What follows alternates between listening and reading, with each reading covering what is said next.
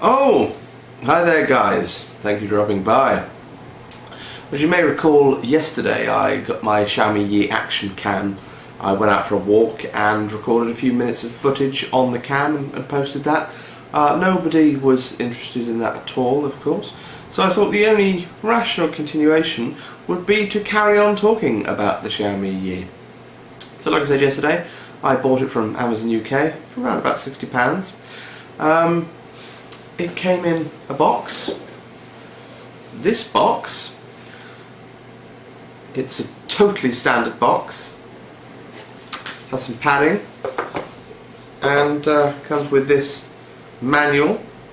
The manual is solely in Chinese, so good luck with that, but you don't really need much skill to know how to use the cam anyway, so it doesn't matter. So here is the Xiaomi Yi. So it's available in a white or some really skanky mongy green colour. I went with the white. It's, I'd say, about 6 centimetres by 4 centimetres, about 2 centimetres deep.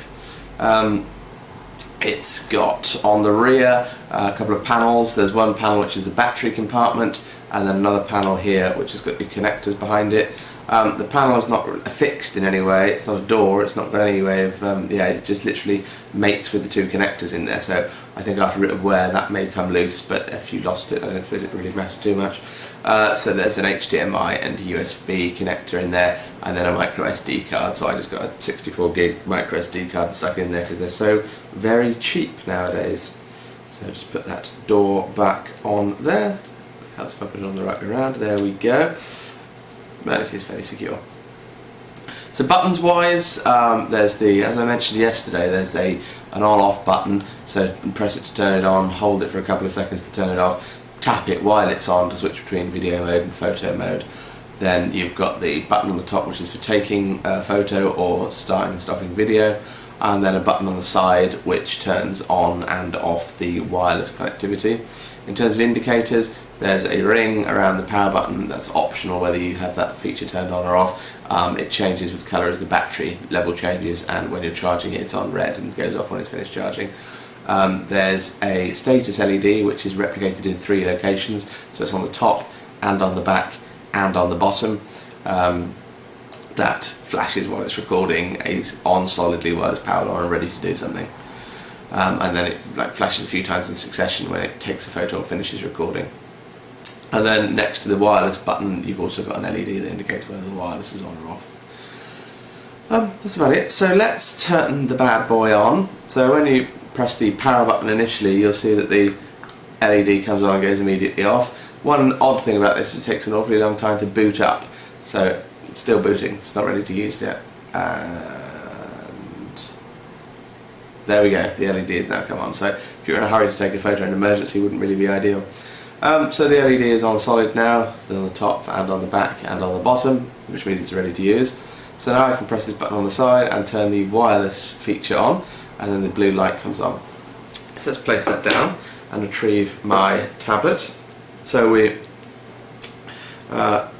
fire up the app on the tablet, and then it will try to connect to it wirelessly. So what the app will do is it will take the wireless connection on your tablet, there we go, and it will reconfigure it to stick it on a different SSID, which is an access point presented by the camera.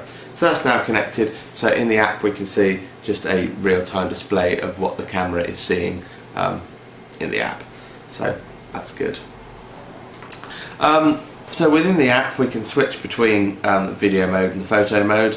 You can actually start and stop the recording and take photos and things from the app, so you can completely control it.